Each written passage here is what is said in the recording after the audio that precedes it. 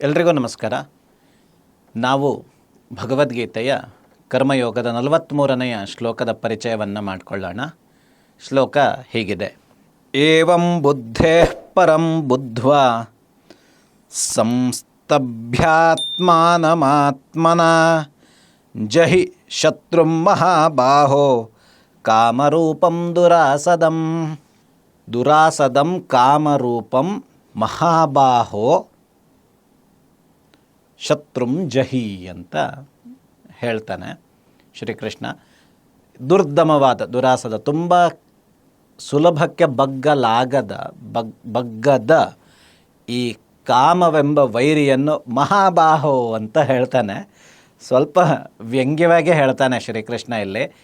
ನೀನು ತುಂಬ ಸಾಹಸಿ ಅಲ್ವಾ, ನೀನು ತುಂಬ ಬಿಲ್ಲು ಬಾಣಗಳ ಕೈ ಚಳಕ ಉಳ್ಳ ಯೋಧ ತಾನೆ, ಇದನ್ನು ಗೆಲ್ಲು, ಕಾಮವನ್ನು ಗೆಲ್ಲು.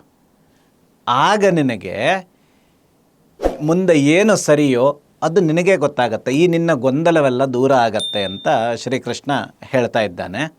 ಅಂದರೆ ನಾವು ನಮ್ಮ ಸಹಜವಾದ ಜೀವನವನ್ನು ನೋಡಿದಾಗ ಈ ಇಂದ್ರಿಯ, ಅದರಿಂದ ಬರುವ ಆಸೆಗಳು, ಇದು ಸಹಜ, ಎಲ್ಲವೂ ಅಲ್ಲಿಂದ ಶುರು ಆಗತ್ತೆ.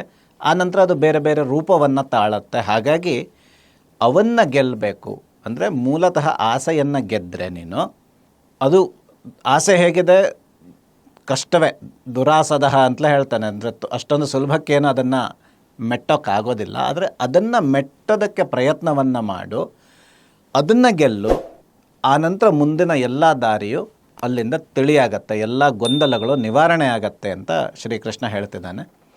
ಇದಾಗಿತ್ತು ಈ ಶ್ಲೋಕದ ಅರ್ಥ. ಇದರೊಂದಿಗೆ ನಾವು ಈ 3ನೆಯ ಅಧ್ಯಾಯವನ್ನು ಕೂಡ ಸಂಪನ್ನಗೊಳಿಸ್ತಾ ಇದ್ದೀವಿ. ಎಲ್ರಿಗೂ ನಮಸ್ಕಾರ.